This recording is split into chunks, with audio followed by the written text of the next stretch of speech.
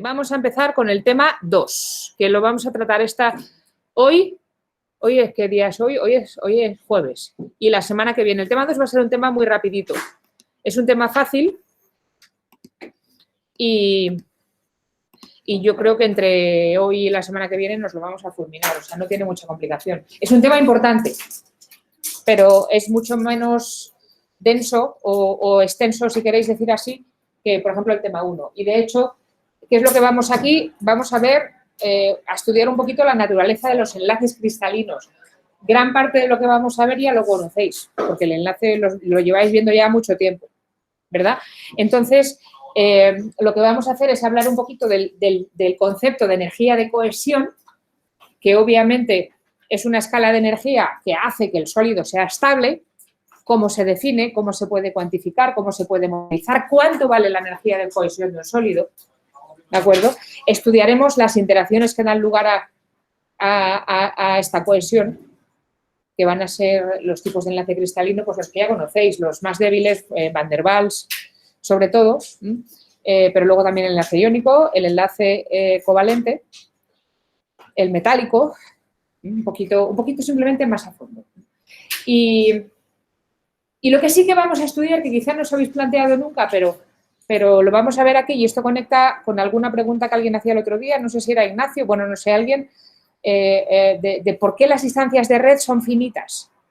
Ah, sí, era Ignacio, que preguntaba si el factor de estructura podía ser para una red con un parámetro enorme o pequeño o lo que sea. Bueno, pues sí, por poder puede ser.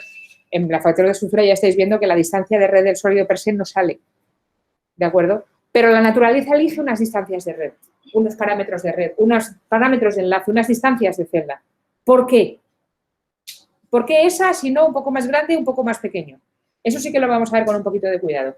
Y ya os anticipo que es una cosa que yo creo que vamos a ver hoy, básicamente, yo creo que vamos a fulminaros la primera mitad del tema si nos da tiempo, que si en los sólidos, obviamente son sistemas energéticamente estables, porque si no, no existiríamos ninguno, ni estaríamos aquí, eligen tener unas distancias de red específicas igual a lo que sea X, 2,2 Armstrong, la que sea, es porque siempre va a haber una competencia de interacciones que hacen que una distancia particular sea la preferida.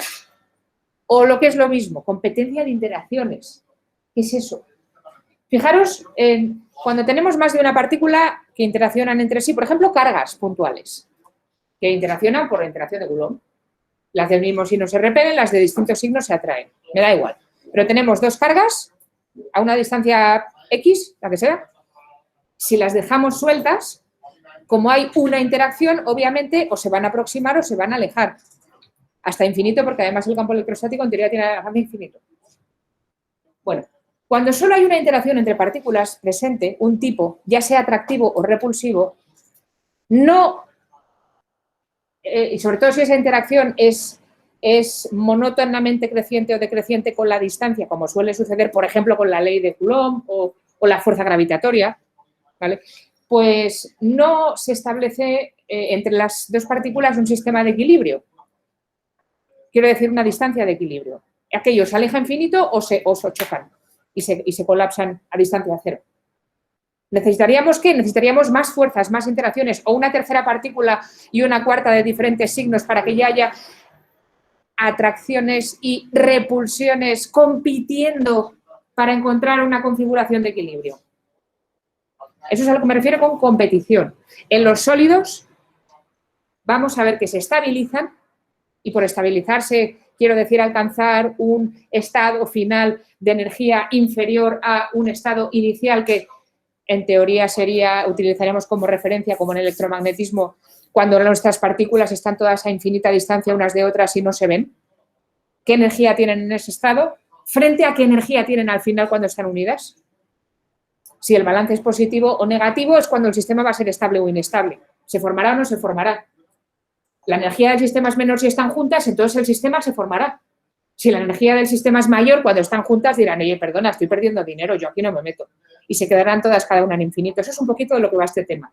Entonces, lo que tenemos que entender es que vamos a tener siempre en un sólido interacciones atractivas y repulsivas. Y de la competencia de esas es de donde se va a estabilizar nuestra red ordenada.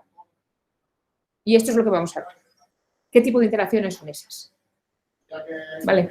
Bueno, pues vamos a empezar a hablar de lo que es la energía de cohesión. En primer lugar, simplemente conceptos. ¿Vale? Y de nuevo, ¿de dónde venimos? ¿Qué hemos hecho en el tema 1? En el tema 1 simplemente hemos estudiado una cosa. ¿Dónde están los átomos? En un sólido. ¿Cómo se colocan? Lenguaje y conceptos para yo poder referirme a precisamente eso. ¿Dónde están los átomos? Propiedades de simetría, traslaciones, no sé qué, todo lo que queráis. ¿Vale? Y ya de paso hemos hablado un poquito de técnicas experimentales, pero técnicas experimentales al final, ¿para qué? Para poder saber dónde están los átomos. Hago un experimento de difracción, veo unos máximos, cuantifico unos planos, unas distancias, lo que tú digas, mi red es cúbica, mi red es no sé qué. Porque eso es lo que me estoy preguntando. ¿De acuerdo? Eso era el objetivo del tema 1. Y ahí ya vimos que en un sólido la propiedad fundamental en torno a lo que es la configuración atómica es la periodicidad. Y esto va a condicionar todo. Bueno, la siguiente pregunta. Una vez hemos asumido que tenemos un sistema condensado y podemos cuantificar dónde están los átomos y demás, la siguiente pregunta que a uno se le ocurre es ¿y por qué están ahí? ¿Vale? Esto es el objetivo de este tema. ¿Por qué los átomos se agregan y condensan en forma de materia? ¿Qué es lo que hace que los átomos prefieran estar juntos en estructuras ordenadas en condiciones de presión y temperatura a las que toquen, por ejemplo, las de nuestro planeta, ¿vale? O más temperatura o menos, me da igual. ¿Por qué hay sustancias que prefieren estar en estado sólido? Hay sustancias que prefieren estar en estado gaseoso o líquido, sin ir más lejos el agua, que a presiones de una atmósfera y temperaturas entre 0 y 100 grados, que son las que tenemos en el planeta, es líquido y gracias a eso hay vida. No es, de hecho, el estado líquido del agua es muy raro en el universo. Hay muy pocos sitios donde se dan las condiciones de presión y temperatura simultáneas para que haya líquido. Y, por tanto, un medio favorable a la vida, porque proporciona un medio para un transporte de nutrientes, intercambio de sustancias. Si nosotros estuviéramos hechos solo puro y duro de sólido, desde que te comes el bocata hasta que llega a tus células, pues igual pasan, no sé, 100.000 años, porque por la difusión en los sólidos es muy lenta. Pero y si estuviéramos en gaseoso, no tendríamos un medio, digamos, que diera lugar a una densidad para tener una densidad de nutrientes tal que cuando llega a las células, pues llega a todas, ¿no? O sea, porque a lo mejor habría un atomillo de vez en cuando de bocadillo de chorizo que llega a tu célula, ¿no? Es una broma, pero me entendéis a lo que voy. El estado líquido es un estado muy especial y gracias a eso estamos vivos. Bueno, pues eso. Esta es la pregunta siguiente, a lo que voy. ¿Qué es lo que hace en los materiales sólidos en particular y en cierta medida también en los líquidos? Porque lo que vamos a hacer básicamente es extensible a cualquier tipo de materia condensada, o sea, todo lo que no sea un gas enrarecido, ¿vale? ¿Por qué están ahí? Ya sabemos cómo cuantificarlos, pero ahora nos preguntamos ¿y por qué están ahí? ¿Y por qué están ahí? Obviamente, pues porque hay un enlace. Los átomos prefieren enlazarse que estar sueltos. Minimizan su energía enlazándose. En primera instancia o en última podríamos pensar que como los átomos están hechos de carga positiva y carga negativa, electrones y protones y demás, pues que la primera interacción importante a considerar pues obviamente es la coulombiana. Tenemos un montón de cargas positivas y negativas que se prefieren estar juntas porque de alguna manera entre todas consiguen minimizar la energía de su configuración total. ¿Vale? Uno pensaría eso, ¿eh? Entonces, si pudiéramos de hecho conocer la energía específica o lo que es lo mismo, las trayectorias y las velocidades, las posiciones y los momentos, si queréis pensar así, de cada carga puntual dentro de un sistema sólido hecho por 10 a la 23, o sea, moles y moles y moles de átomos, pues podríamos calcular exactamente la energía del sistema. Si queréis, incluso por la primera aproximación a la energía electrostática, que esa la sabéis hacer. ¿Vale? El tema es que obviamente no podemos conocer las trayectorias y las velocidades de todas las partículas. Con lo cual, es difícil calcular la energía exacta de un sistema. Bueno, difícil, más bien imposible, ¿no? Pero bueno, por ser optimista. Pero el caso es que el sólido es un sistema estable. Entonces tenemos que encontrar algún tipo de metodología para al menos estimar de manera realista la energía de este sistema por comparación a la energía de las partículas, cada una en infinito, sin verse unas a otras, en un estado libre, digamos. Entonces, ¿cuánta energía me cuesta esa diferencia? Eso es el objetivo de este tema, ¿vale? Y esto es lo que vamos a estudiar. Como ya hemos dicho, no es nada fácil de calcular, porque en el símil electrostático, digamos, más fácil, al menos a nivel intuitivo para empezar, de pensar, ¿vale? Tendríamos que ser capaces de, digamos, cuantificar la energía con todas estas partículas positivas y negativas por todo el sólido y tener en cuenta que, primero, la manera de encontrar una posición de equilibrio debería de intentar que las partículas positivas, que son los núcleos mayormente, ¿verdad?, estén todas lo más lejos posible unas de otras a la vez. Y, por supuesto, que los electrones, y si queréis pensar más bien en átomos con núcleos y electrones, porque ya sabéis que en el enlace solo van a participar los electrones más externos, pues pensar en iones y electrones de valencia. El ion es positivo, que es el núcleo más los electrones internos que no participan en el enlace, y luego pensamos en las capas de valencia, que son las que sí van a participar en el enlace, como electrones negativos un poquito más móviles, transferibles, lo que sea.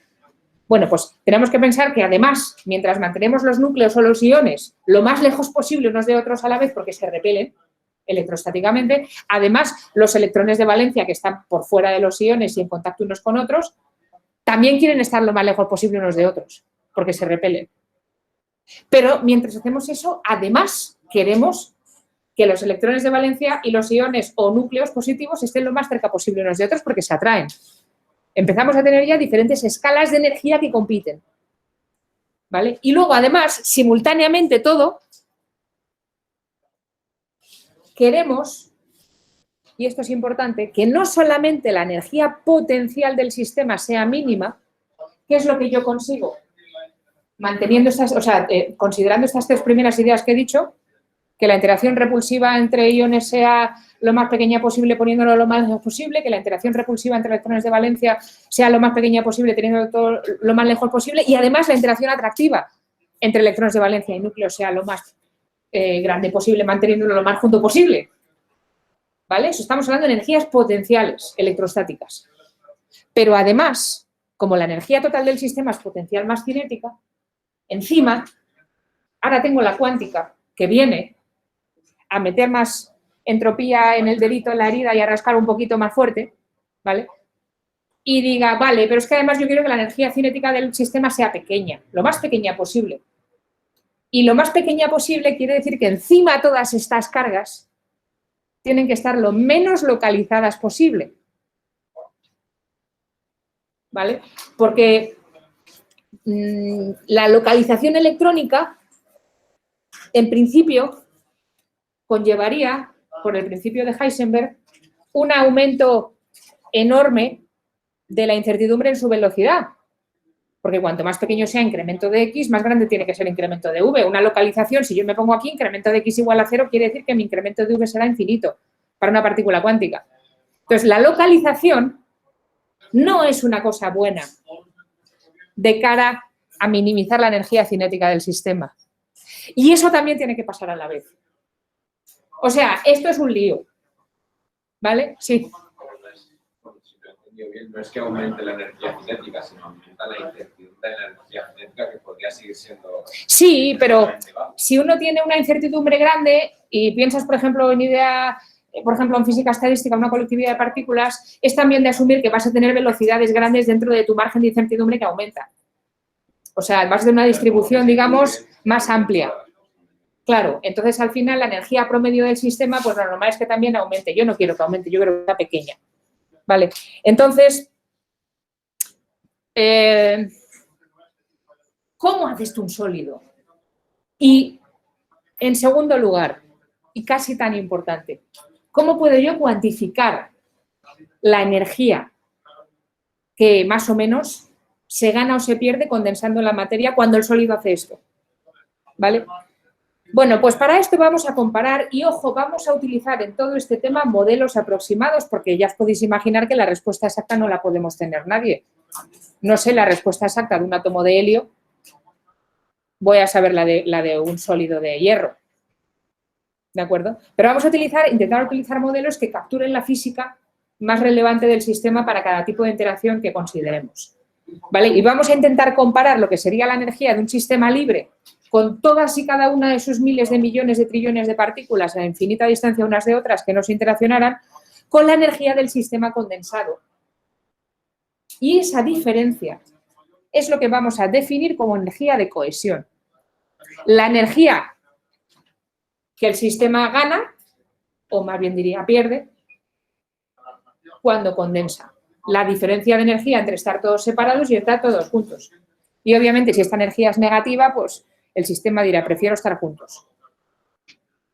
Que de hecho es lo que hacen los sólidos. ¿Vale?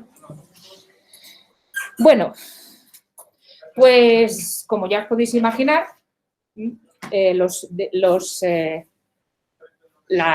sistemas se cohesionan porque hay fuerzas, digamos, o interacciones, más bien como hablamos los físicos, ¿verdad?, que son atractivas entre partículas en primer lugar.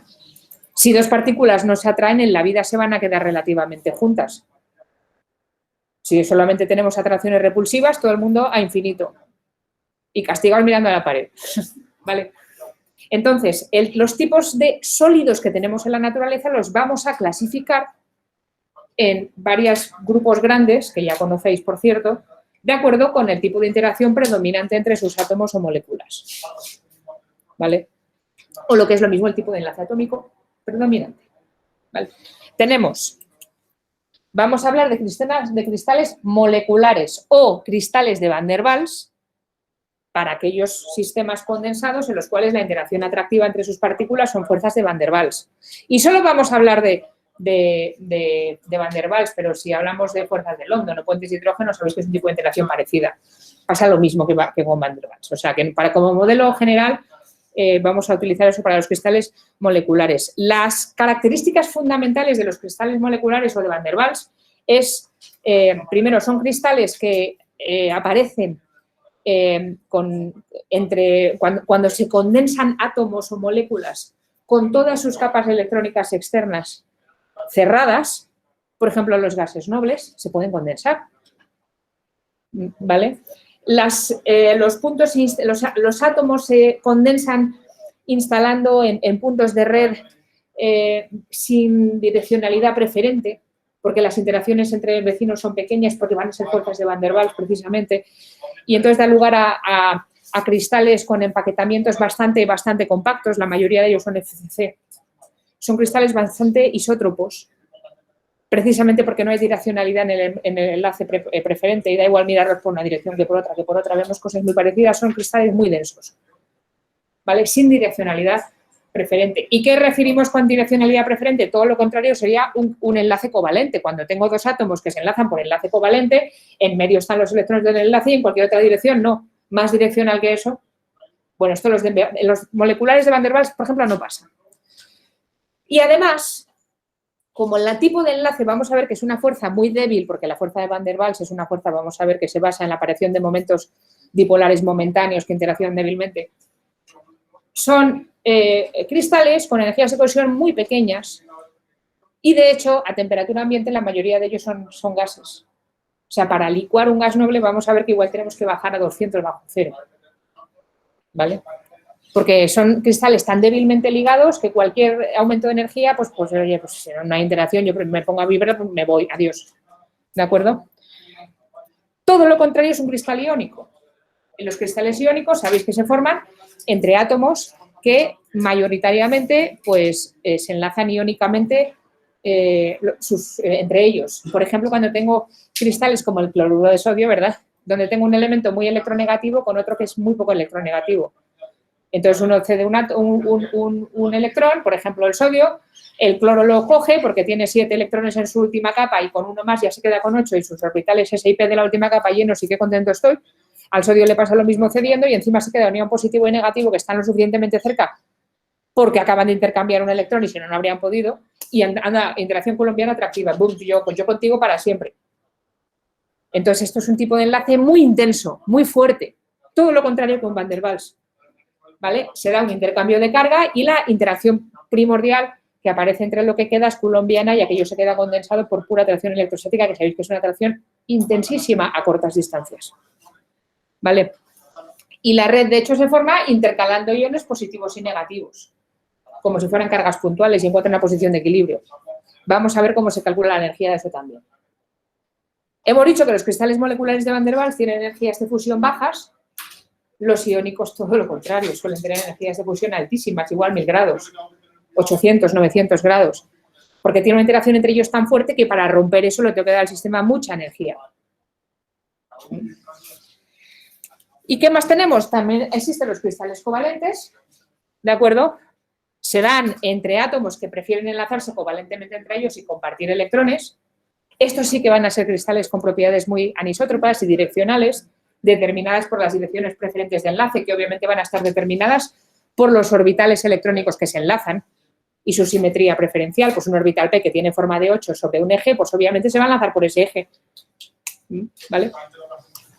Y también son cristales bastante con puntos de fusión altos, porque es un enlace muy fuerte el covalente también. El último tipo de enlace, sorpresa, sorpresa, que vamos a ver es el metálico, que consiste en tener átomos metálicos con 1 o 2 electrones en su última capa fáciles de perder, ¿de acuerdo?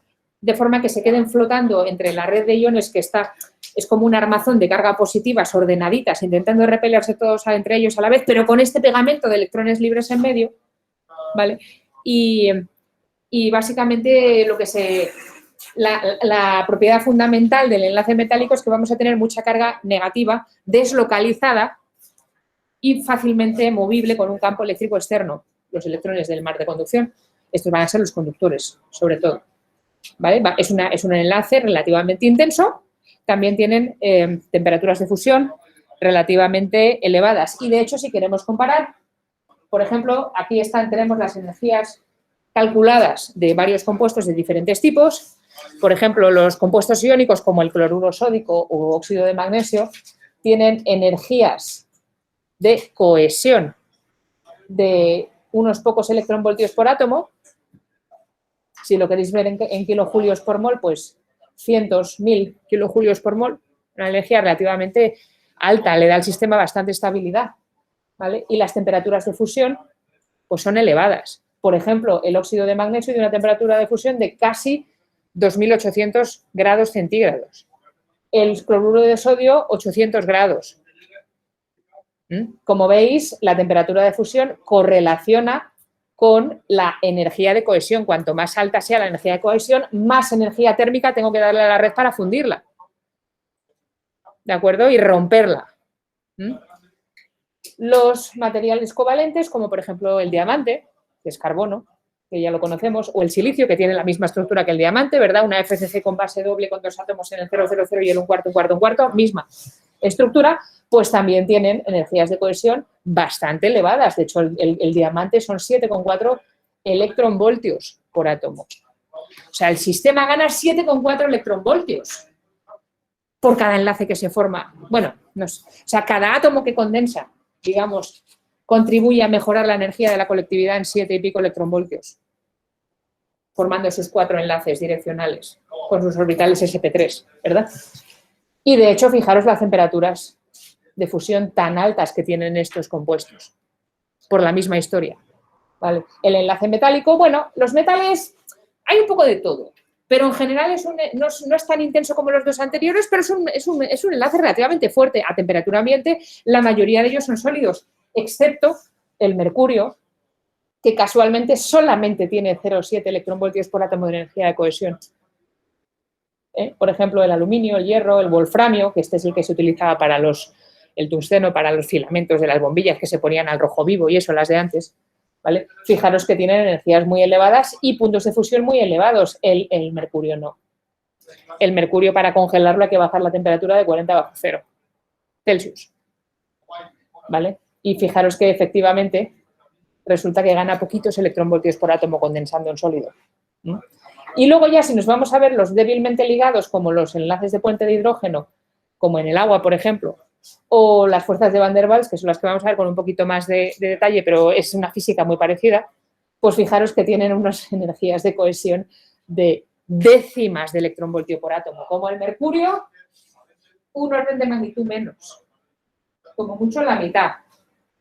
De hecho, mirad, el agua tiene 0,5, a temperatura ambiente también está líquida. Dime, Ignacio. Pero hay el mayor de 3.500. Eso quiere decir que no se ha conseguido fusionamiento con diamante para poner un límite. A ver, pregunta Ignacio, que ve que la temperatura de fusión del diamante en esta tabla es mayor de 3.550, que si nunca se ha conseguido fundir un diamante, yo me imagino que sí. No sé por qué pone mayor. De hecho, esa es una súper buena pregunta. Me vais a perdonar un momento que lo miremos en... Llamamos un momento al internet, ¿vale? Que no sé por qué en esa tabla... Es que no estoy segura de si estas son temperaturas experimentales o temperaturas calculadas.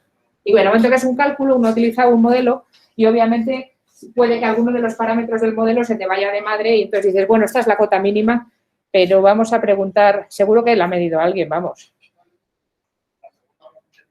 Temperatura de fusión del diamante. 3.823 grados centígrados. O sea que sí que se ha medido. Supongo que esta es a una atmósfera de presión. O sea, en lo que nosotros podemos respirar, ¿vale? O sea que ahí podía poner 3.800, no sé por qué pone... No sé. No, ¿vale? Pero bueno, muy buena pregunta. Bueno, pero a lo que vamos es que lo que vamos a ver primero, estas. A ver, preguntan en el chat. Los cristales de Van der Waals son típicamente gases, no serían estrictamente sólidos. A ver, pregunta David, que si los cristales de Van der Waals son gases, pues no serían sólidos. Pues obviamente.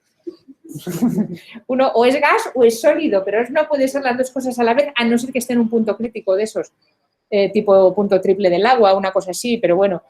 El tema es que para pasar de gas a líquido y a sólido, pues tú puedes cambiar algún parámetro como la presión o la temperatura. Si pensamos en experimentos a presión ambiente, o sea, una atmósfera de presión, un bar, más o menos, pues lo que hacemos es enfriar. Entonces, efectivamente, la mayoría de los gases nobles, que por eso se llaman gases nobles, a temperatura cerca de ambiente, son gases, por ejemplo, el argón, pero en realidad todos, de hecho, yo creo que ahora vamos a ver una tabla a continuación que va de eso. Pero vamos, fijaros qué tipo de energías de cohesión tenemos, de menos de 0,1 electronvoltio por átomo, o igual 0,3 para el cloro, la molécula de cloro. ¿Vale? O sea, esto y nada, es casi lo mismo. ¿Y qué temperaturas de fusión tienen estos señores? Anda, mira, el argón, menos 189 Celsius. A temperatura ambiente es un gas. Pero si enfrío por debajo de 200 bajo cero, primero se licúa y eventualmente luego se solidificará. ¿Vale? De hecho, esta será la temperatura, me supongo, de solidificación. Que para eso que es la misma que la de fusión, pero al revés. ¿Vale? Aquí no estamos hablando de la temperatura de evaporación. Será entre temperatura ambiente y esto, me imagino. Me da igual, esto es solamente para tener una idea. Para que veáis los órdenes de magnitud de las temperaturas. El amoníaco, que a temperatura ambiente es líquido y lo utilizamos para fregar en casa, ¿verdad? Bueno, yo no, porque a mis perros no les gusta nada su olor, pero bueno, es una cosa que está muy bien. Pues también a temperatura ambiente es líquido y a 78 bajo cero se congela. El agua, pues a 0 grados se congela, en fin. Estamos hablando de interacciones realmente débiles. Dime, Jan. ¿Hay algún elemento que no se haya conseguido encontrar sus 3 puntos?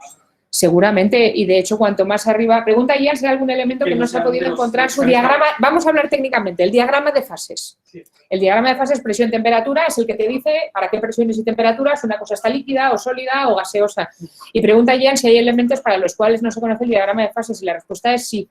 Y de hecho, cuanto más arriba te vas en la tabla periódica, por ejemplo en Z, y más inestables se hacen los elementos, porque empiezan a ser, pues eso, radiactivos y todo eso, pues ya te puedes imaginar que más difícil es investigar sus diagramas de fases. Entonces, bueno, pues es una... Y esto solo, y estoy hablando de elementos, o sea, de la tabla periódica. Ahora ponte a hacer aleaciones y cosas. En la Tierra podemos investigar diagramas de fases dentro de nuestra ventana experimental. Imagínate, yo no sé cuál es la máxima temperatura que se puede conseguir de forma controlada en un laboratorio a día de hoy, porque no es mi especialidad y no lo sé. Pero si no se puede subir de, por decir, 5.000 grados, nadie sabe lo que le pasa a nada después de 5.000 grados. Por decir. Pero esto que te estoy diciendo es un ejemplo, no sé, o sea, supongo que se puede subir mucho más que eso, ¿vale? Bueno, pues esto simplemente para que tengáis un poquito de idea de órdenes de magnitud. Sí. Ay, gracias. Pregunta David de nuevo. Entonces merece la pena estudiar cada tipo de enlace, cada uno son características necesarias, temperatura, presión, para ser sólido. Sí, o sea, obviamente, al final de la película, esto es como todo. ¿Dónde quiero estudiar yo mi sistema? ¿En qué rango de presiones, temperaturas, campos magnéticos, el parámetro que sea relevante a lo que sea que esté? Pues en el rango de interés para lo que tú quieras hacer. Si solamente tú quieres hacer una aplicación, por ejemplo, un material para un dispositivo electrónico, pues igual te interesa estudiar las cosas en un rango de temperaturas, entre temperatura ambiente y a lo mejor 100 grados, que es donde se va a operar aquello si se calienta un poco, si es electrónica de potencia y tal, ¿vale? O si lo que te interesa es la física básica, como nos va a pasar a muchos de nosotros, o nos pasa, entonces lo quieres estudiar en todas partes. Y cuanto más rara sea la ventana, más interesante es el problema, porque te vas a condiciones lo más, digamos, extrañas posibles y a veces aparecen comportamientos inesperados y dices, ¡ay, qué maravilla! Esto no le interesa a nadie. Pues no, pero a mí sí. O sea, ¿vale? Entonces, pues bueno. Pero aquí nos vamos a fijar sobre todo en los materiales que están dentro de rangos que son sólidos en nuestras condiciones normales de operación, que para nuestra asignatura va a ser pues nuestras condiciones de presión y temperatura. Y sobre todo lo que vamos a estudiar es qué interacciones hay y cómo compiten para dar lugar al estado condensado. ¿Vale? Bueno, pues eso. Empecemos entonces por mirar un poquito lo que es el enlace de Van der Waals, los cristales moleculares, estos que hablábamos, los más débilmente ligados. Y para eso simplemente miremos un poquito lo que es el enlace de Van der Waals. ¿Vale? Da lugar a estos cristales que se suelen llamar moleculares, entre otras cosas porque es también el tipo de ordenamiento o de condensación que eligen las materias moleculares. Por moleculares me refiero a que en cada punto de la red cristalina voy a poner una base que es una molécula. Las moléculas tienen fuerzas internas de cohesión muy fuertes, pero entre ellas tienen interacciones débiles. Entonces, por ejemplo, un cristal de ADN. ¿Puede tener eso? Sí. Yo en cada punto de mi red pongo una molécula de ADN enorme, con todas sus adeninas, guaninas, citosinas, todo, ¿vale? Enorme, y lo pongo, pues sí, eso es un cristal molecular. ¿Por qué no? ¿Vale? Y entonces el asunto es que van a dar lugar, sea lo que sea que yo ponga, a sistemas muy débilmente ligados con temperaturas de fusión muy bajas, pero precisamente porque estoy hablando de átomos o moléculas, pero vamos a pensar en átomos por hacerlo lo más fácil la discusión en primer lugar, con sus capas externas cerradas y muy estables, por ejemplo los gases nobles, está claro que son sistemas donde mis constituyentes, las piezas del Lego, los átomos de gas noble, pues tienen energías de ionización muy alta, porque aquello está muy a gusto, no quiere que le quites un electrón. Estamos hablando de energías de ionización de a lo mejor decenas de electronvoltios. Dice, no, a mí no me toques. Vale, entonces, lo que hemos dicho, los cristales moleculares en general van a tener pequeñas energías de cohesión, capas electrónicas cerradas, con simetría normalmente esférica, porque solemos hablar de una cosa que tiene sus orbitales S y P de la última capa llenas. ¿Vale? No hay direcciones muy preferentes. Dan lugar a estructuras muy compactas como la FCC mayormente. Las interacciones entre átomos son bastante isótropas. Los cristales son poco direccionales. Ejemplos, los gases nobles, helio, neón, argón, kriptón, xenón, y también algunas moléculas como el nitrógeno, el oxígeno, el hidrógeno molecular, os hablo. El cloro, el HCl, el ácido clorhídrico, todos esos condensan como cristal de Van der Waals, donde en cada punto de la red voy a poner una molécula de N2 o de H2, o sea, base doble, en este caso. Sí. Estructuras muy compactas son estructuras blandas, ¿no? Claro. Sí, pero ser compacto y ser blando no son cosas que compiten. Uno puede ser muy denso y altamente maleable. Y lo contrario. El carbono, el diamante es lo más duro que hay. Y es una estructura que no es particularmente densa por comparación a algunas de estas. Y de hecho,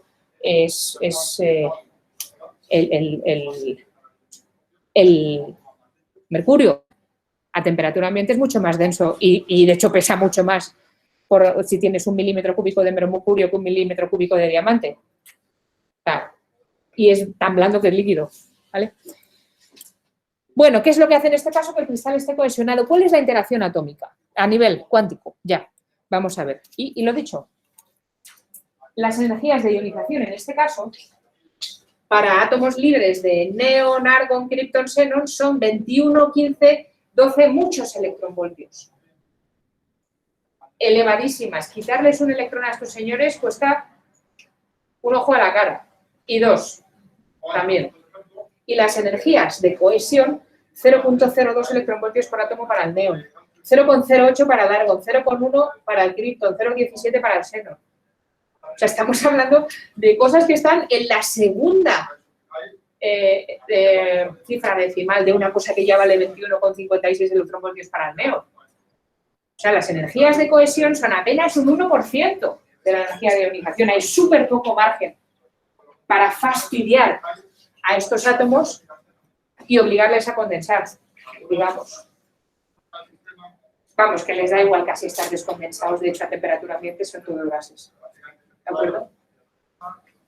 No hay mucho margen para distorsionar su energía de átomo y querer que eso condense. ¿Cuál es la interacción que utilizan cuando ya por fin les hemos fastidiado tanto que dicen vamos a condensar? Vale, la interacción de Van der Waals. ¿Cuál es el origen? Bueno, la interacción de Van der Waals, como habéis visto en química, pues es una interacción basada precisamente en la naturaleza cuántica de los átomos o moléculas. Cuántica en el sentido de que las funciones de onda de los electrones en los átomos pues es una cosa dinámica. Las funciones de onda lo que nos dan es una distribución de probabilidad de en cada momento de tiempo donde hay más probabilidad de que esté un electrón. Pero el electrón puede estar en muchos sitios. Tan fácil como un átomo de hidrógeno con un orbital 1 es esférico. El orbital 1 es esférico me da una densidad de probabilidad. ¿Dónde puede estar más o menos el electrón? Pues mira, mayormente a un radio parecido al de Bohr, la mayoría del tiempo en cualquier dirección y tal, vale, sí. Pero si tú piensas en naturaleza, digamos, partícula, la bolita que se llama electrón, en todo momento es de suponer que está en algún sitio. Si piensas que eso es una voladura con carga de 1,6 por 10 a la menos 19 coulombios.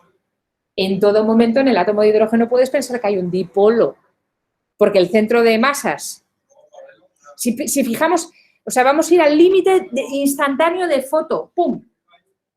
Incremento de T igual a 0, o sea, delta T canijo. Siempre, nunca, o sea, el electrón nunca está en el mismo punto donde está el protón, está separado. Ahí siempre hay un dipolo.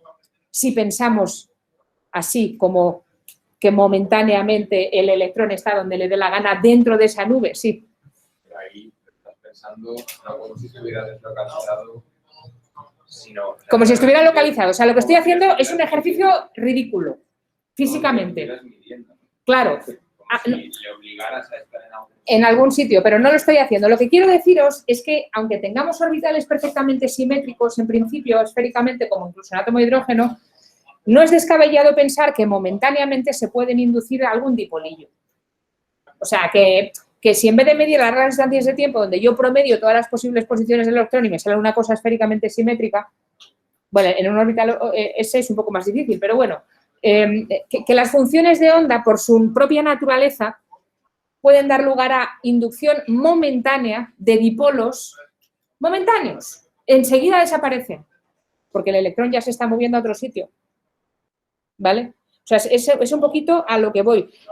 La propia naturaleza cuántica de las funciones de onda y cómo las entendemos, da lugar en muy cortas escalas temporales, en momentos instantáneos, a fluctuaciones. Y esas fluctuaciones se pueden interpretar como pequeños dipolos momentáneos. Aparecen y desaparecen. ¿Vale? Si en un momento dado, por lo que sea, una capa electrónica no es perfectamente simétrica respecto del núcleo, aparece un dipolo momentáneo. ¿Va a desaparecer en breve? Sí, claro que sí. Pero el caso es que puede aparecer. Y de hecho, si lo pensáis, esto en los átomos pasa todo el tiempo. Todo el tiempo. Lo que pasa es que si no hay una fuerza más intensa de interacción de este átomo con su vecino, y por más intensa me refiero a una cosa coulombiana en un enlace iónico o a una compartición de electrones en un enlace covalente, y lo único que tengo es este dipolillo, lo veo. Si no hay nada más fuerte, esto se nota, porque nadie lo enmascara. Y esto es lo que pasa en estos cristales, que son, por ejemplo, entre los gases nobles. Capas cerradas, no se hace un enlace iónico, no se hace un enlace covalente, no se hace un enlace metálico.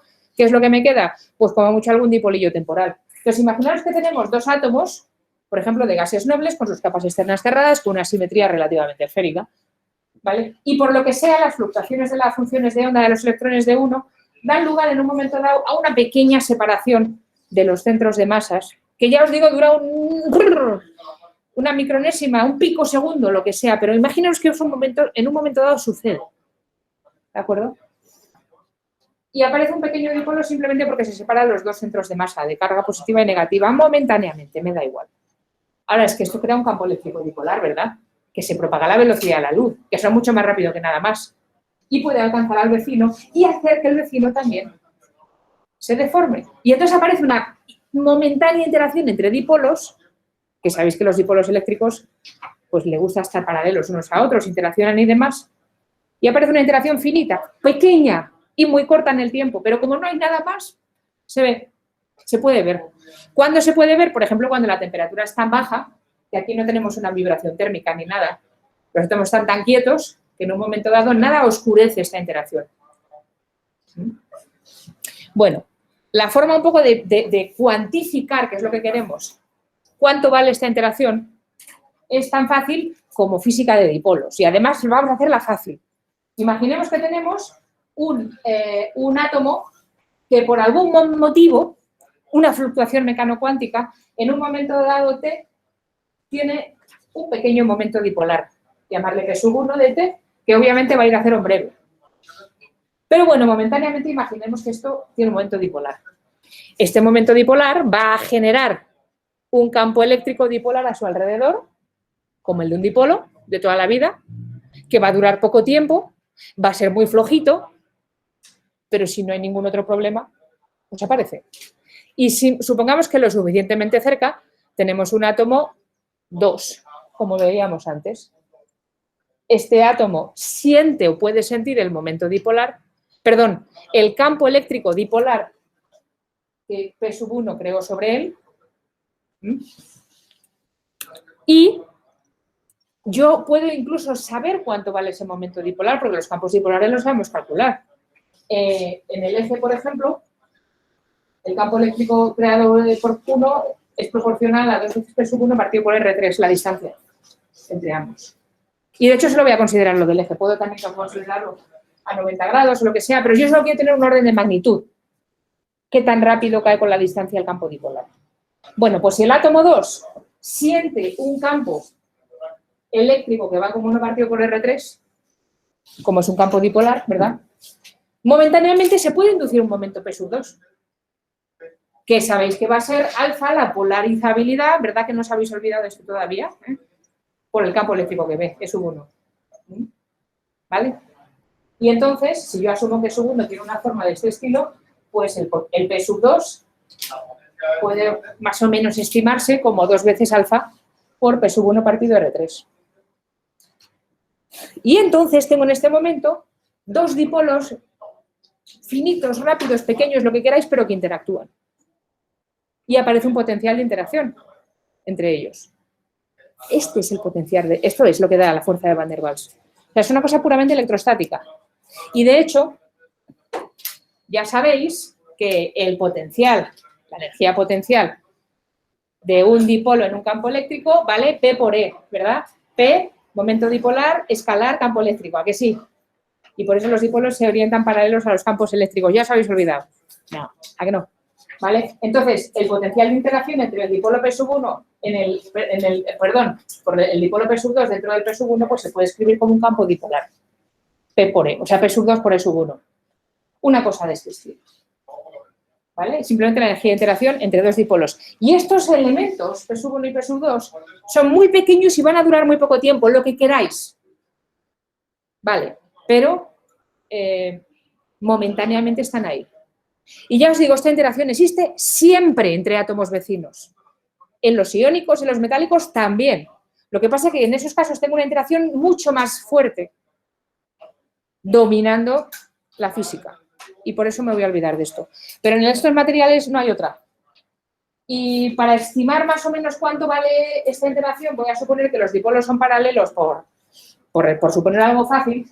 Y entonces yo puedo más o menos escribir que P1 y P2, si son paralelos, pues quito las flechitas, entonces puedo sumar las cosas, las R se van, porque R también es paralela a los P. Y más o menos lo que puedo decir es que esta energía de interacción va como P1 por P2 partido por R cubo, pero como P2 es alfa P1, pues al final como algo partido por R6.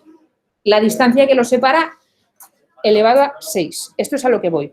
Lo de alfa, la polarizabilidad, el P1 me importa un pito, le voy a llamar constante. Lo que yo quiero es esto. Una cosa que me ayuda a escribir una interacción, en este caso atractiva siempre, ¿vale? Que va a ir como 1 partido por R6.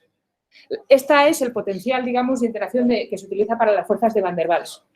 ¿Vale? Es negativo porque es atractivo, minimiza la energía del sistema, porque es atractivo, si fuera repulsivo sería positivo y aumentaría la energía del sistema, ¿vale? Y va como 1 partido por la distancia al cubo. Es una interacción atractiva y tanto más atractiva cuanto más cerca estén los dipolos uno de otro. Es puramente atractiva, ¿vale? El orden de magnitud es canijísimo, vamos, es pues 10 elevado a menos 14 ergios o 10 elevado a menos 21 julios. Muy pequeño, muy pequeño. Es una energía pequeñísima, tan fácil de oscurecer por cualquier otra escala de energía si tenemos otra interacción, que solo se nota en este tipo de materiales, ¿vale? Y para que hagáis una idea, pues si partimos la energía en la V por la constante de Boltzmann, nos da una temperatura, ¿verdad? Energía igual a KT, pues si divido esta energía por K, me salen una cosa del orden de 100, cuando pongo yo aquí valores de C realistas para materiales, que esto se puede medir en el laboratorio, ahora os diré cómo, en la segunda parte de la clase. Pero nos da una idea aproximada de las temperaturas de fusión de los cristales de Van der Waals, pequeñas. Ni remotamente cercana a temperatura ambiente. ¿Sí? ¿Alguien está diciendo algo? ¿No? Vale. Y para la segunda parte de la clase, ¿qué es lo que vamos a ver? Pues la siguiente pregunta. Dice uno, espera un momento. Si mi potencial de atracción va como 1 partido R6 y son fuerzas siempre atractivas, entonces, y además es una cosa que crece muy rápido cuando R es pequeño, ¿vale? Muy, muy, muy rápido. Esto diverge rapidísimo en R igual a 0. Mucho más que la fuerza de Coulomb. Bueno, esto va elevado a 6. ¿Vale? ¿Por qué existe un equilibrio a distancias finitas? Y por equilibrio me refiero, cuando yo me fijo en un cristal de Van der Waals, por ejemplo, yo qué sé, helio o neón congelado, vale, a 200.000 bajo cero, lo que queráis, pero congelado, los átomos están a una distancia finita. No han colapsado, ni han chocado, ni se ha habido una fusión nuclear, ni nada, no. Eligen quedarse a una distancia, que además suelen ser parámetros de red de unos pocos Armstrong, pero eso no es cero. ¿Por qué existe equilibrio? Es más, las fuerzas de cohesión, las energías de cohesión, se suelen medir experimentalmente, sobre todo en estas cosas que son gases y son fáciles de comprimir, midiendo lo que se llama el módulo de compresibilidad, que es lo que visteis en termo en su momento. Se define como menos la derivada de la presión frente al volumen. ¿Cuánto comprimo, cuánta presión le tengo que aplicar a un cuerpo y cuánto cambia su volumen dentro de esa presión? A mí me cuesta apretar las cosas. Si cuesta comprimir, es porque hay un término, además hay algo más. Los átomos no quieren estar infinitamente cerca unos de otros. Llega un momento que dicen, espérate, falta un término repulsivo a distancias muy cortas que haga que estas interacciones atractivas tanto más atractivas cuanto más pequeño es R la distancia, digan, vale, paramos, ya no nos acercamos más. O sea, nos falta algo todavía para capturar la física de un cristal de Van der Waals. Y esto es lo que vamos a ver en la segunda parte de la clase. Hablaremos de la energía de repulsión y de las escalas de energía que compiten unas con otras. ¿Vale? Venga, pues paremos hasta ahí 10 y seguimos hablando de todo esto. ¿Mm?